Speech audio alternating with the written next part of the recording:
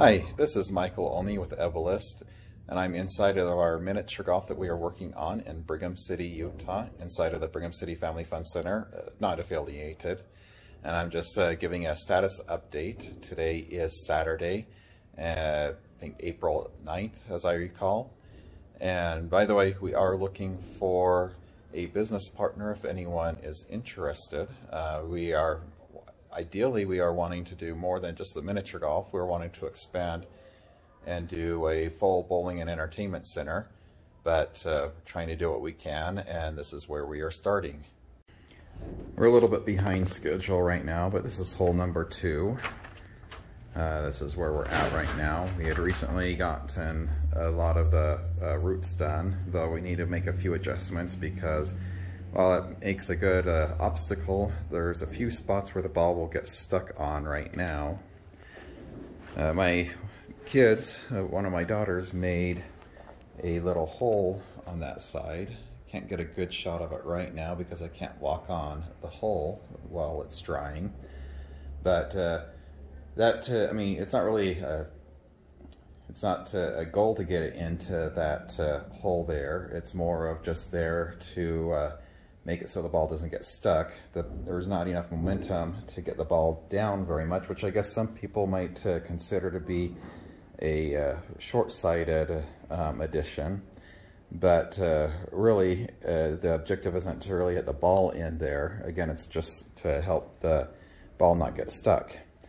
The hardest part is to just get the ball up and over all of these roots, which is what would give the best chance for a hole-in-one.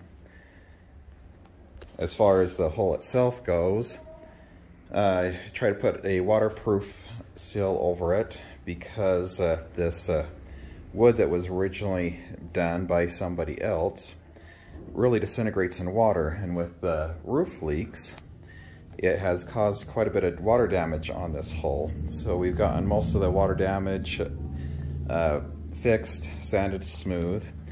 And I was using, the black stuff is a Flexin seal, which I was trying to use. Unfortunately, one of the cans didn't work. I still have about half the can that's full, but nothing will come out of it. And didn't have the funds to get more of it, so trying to use what we have. So the clear stuff here is from Gorilla Glue. It's a rubberized clear coat that's supposed to be a waterproofing. So we will see how that goes. Even after the roof leaks are fixed, which is supposed to be soon, I'm told, I still want to have a waterproof coating over it so that we can clean the carpets easier and periodically without damaging the wood underneath it. With the tree on hole number 2, we've got it somewhat updated. It was originally built, well, by us back in 2014, I believe, 2013 or 2014. It's kind of a scary tree, which I'll go around in a moment to show you the face of it. So it's supposed to be a spooky, and we had built it to be temporary, that it could be removed. Since we had left, the people had secured it more to make it more of a year-long hole. But we want to take advantage of it and spruce it up, so we've done some kind of expanding foam to shape it out a little bit better. We'll be adding a branch where the mouth is right now. And then we've got this one that we are working on, adding a few more branches so that it doesn't look like it's just leaning to one side. Somebody else had built the tree originally, and we had gotten it off of, I guess it was a themed bar in Salt Lake City somewhere. Overall, the structure is pretty good on it, but they really didn't do very good with the texture. I mean, it's just a bubbly texture. And so we need to go in and repair a few things, add some branches that were, as you can see, there's a few different styles of branches that we have. And then we also are adding a textured coat on it so that it looks a little bit more like a cherry tree. We've got this tree here that was originally going to be a chicken wire frame We're still trying to figure out the best way of proceeding with it. We'll probably end up doing fiberglass over this one and see how that turns out, but we got to get that done. And then here's our cherry trees against the wall. Those are all done except for adding a few more cherry branches on them. Really like how those are turning out. Then we got this branch that we are building up to go up and around. I kind of liked the idea of it kind of creating almost like an archway on our first hole as you go through. And we'll have cherry blossoms hanging from that when that's done. We got to finish shaping it and getting, filling in the cracks and all that. Got to get the mud coat on to texture it and everything, and then of course the cherry blossoms on it. And then here's another project that we are currently working on. This will be where the last hole will be. A little bit messy right now. We got to get things cleaned up, but with the window I figured we would take advantage of it and kind of create more of like an artistic look on it. You can see kind of how it's turning out with the first two here. We're actually reusing some scraps from making these cutouts for the foam blocks, kind of in the grooves right in here. So we're reusing those as kind of an artistic look. My wife had the idea of doing kind of a gradient coloring, because our theme is a nighttime garden, or kind of a twilight garden, and so she thought doing kind of a twilight, kind of late sunset look on this would look nice. It's not glowing right now because I've got light on, but yeah, that's how that's turning out. We will be adding a few more things to this before we get it done. And then this is the rest of the hole. Well, the rest of the holes. That's going to be a cottage over here. You can see some of the vandalism that people had done on the side of it over the years. Got a lot of tree parts. A lot of this will be going into that first room. Some of it will be going into this one. And old wisteria branches that we had made again back in, I think it was 2014. We had used white camo netting and cut it up and painted it to glow, which of course it's not glowing right now because there's too much natural light coming in. One of the ideas that we're doing for this course is to make it look good in both natural light and black light. So it kind of looks a little dingy in natural light because originally we never intended it to be viewed in natural light. But the fact that customers will take pictures kind of encouraged us to improve things for this version. We've got holes that we need to move. You got Mr. Dinosaur over there that someone had done before I got involved. Back in, I think it was 2004, deciding whether to fix him up and make him look like a statue or just get rid of him. Not sure if he'll fit in our garden theme, but if we find a way to make it look good, then we'll keep it. There's a temporary wall back here that we got to finish removing. It's not secured very well, and it's very, well, unstable, to say the least. We already got rid of the part of the wall that was over here, and need to finish fixing up this hole here. It's in place where it's going to be. We had to work around this outlet right here, and we're going to build around it and extend it out a little bit. There's the dinosaur. He's been vandalized over the years, and somebody tried to touch him up to make him work for black lights at some point, because he wasn't originally designed for black light use. So we'll have to see if we can fix him up and make him look like maybe a statue, or make him work in our garden theme. We'll use them. If not, we'll get rid of them. and more branches for us to put places. Over here, it used to be an old apartment complex over here, and there's still some residue of things. Originally, though, it was leased out to various businesses when the building was originally built in 1959. And as you can see, there's water lines coming through here. We won't be needing those, but we will be having a cascading waterfall on the other side over there.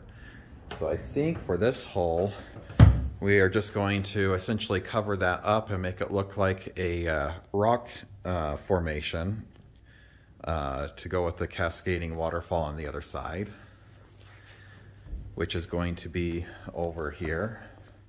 Kind of a mess over here too. We are very much behind schedule, but goal is still to open on Friday, May 13th. So that is only just under 5 weeks away. But yeah, we got to get rid of this wall. The only thing holding this wall up are those two metal straps up there. There's a wood brace right over there. And then on this other side, there's a little triangle thing. There's nothing on the bottom that has it secured at all.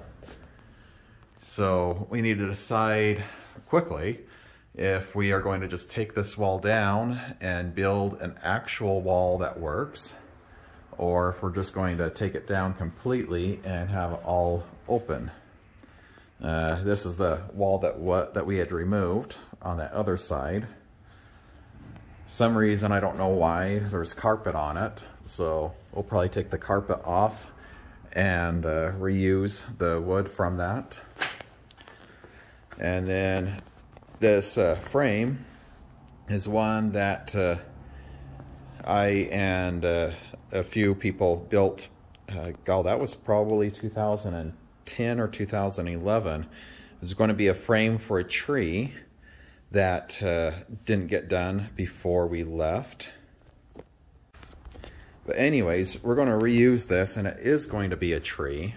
It's going to be a tree that's going to go over by that angled beam behind the dinosaur over here. We're going to turn that angled beam, because that's structural for the building. I mean, we can't do anything with that. We just have to work around it. So we're going to have it incorporated into a tree that you'll be able to put underneath kind of the roots of the tree, and the tree will kind of split down against the wall and against the base of that beam. And so that kind of square structure for that tree we will put against the wall by that angled beam for kind of the base structure of that tree. This hole we're going to keep mostly the same. We're just going to push it up against the wall and change out the decorations. We need to touch up the artwork on the canvas so that it looks better in regular light, because as you can see, it looks a little dingy a bit. It looks a lot better in a black light. And then this one that's standing up, we are going to move and kind of rebuild. And then coming back over here, this was the last hole, and it collected the ball when you got done with it.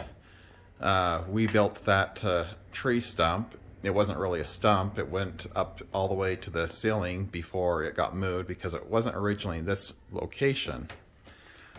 And when they moved it, apparently they cut it. Looks like they were going to cut the top off completely, because you can see the saw blade marks, and it's been vandalized a lot over the years. That moss, I guess, looking stuff is not what we did. Someone else put that on. They didn't do a very good job with it. But this is what's going to be for the cascading waterfall. We're going to have that up against in the corner of that last room area, and we're going to build a kind of a rock face over the top of it, so essentially cover up the tree. And then instead of collecting the balls at the bottom, we will have it so that it distributes the ball onto the hole that is going to be there. And that's mostly where we're at. Oh, we've got this well that we built back in 2011 or 2012. Again, it doesn't glow very well in regular lights because we never intended it to be viewed in regular lights. So that we're going to have to update that one. We're going to do a better stonework similar to what we are doing in the first room, and we are also going to move it. Of course, the tree won't be there. That's just leaning there so that it's out of the way at the moment. This hole is currently the third hole, and a lot of the debris there is actually from the ceiling, from the water leaks, and it's causing it to debris to fall onto the hole. And then of course, well, these three tubes here, I actually had to put those together. They were going to be the base of a golden rain tree that was going to be in the first room in a corner, but was never able to get it before we left in the summer of 2015. And so I guess when they found them, they tried to make them look like a group of logs. I hadn't put any texture or anything on them at the time because they were going to be combined together for the base trunk of a tree. And it looks like they kind of glued it to the carpet. It doesn't want to go anywhere.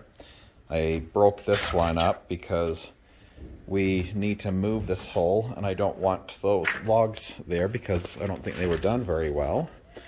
But we are going to kind of cut this hole a little bit to create kind of a curve around it, because it's kind of wasted space where you start here and end over there, and then this right here, there's never really been, it's always been kind of a wasted area. So we're going to make use of it a little bit better than that. Probably create a few obstacles. This rock here, maybe we'll keep it, maybe we'll do a different type of obstacle. But it's supposed to be water because the hole itself is supposed to be designed to shape like the state of Utah, because it was part of the Wonders of Utah miniature golf. And so I guess this little water spot there was supposed to be the Great Salt Lake. It's kind of hard to see all of it because of how dirty it is and how little light we have. Going back into the first room, I mean, this is the entrance exit wall. The wisteria flowers there aren't going to be right there. We more have them there so that we could see how everything was looking together. We have one pergola rafter mostly done. We got to finish that, and then we got to texture and finish the other, how many are there? I think 8, other 8. Most of this wall is done. We need to finish this last part of the wall. We've started that part there, but we got to finish mudding the top part and this other very end over here before that is done. But that concludes the update for this moment, and thank you for watching.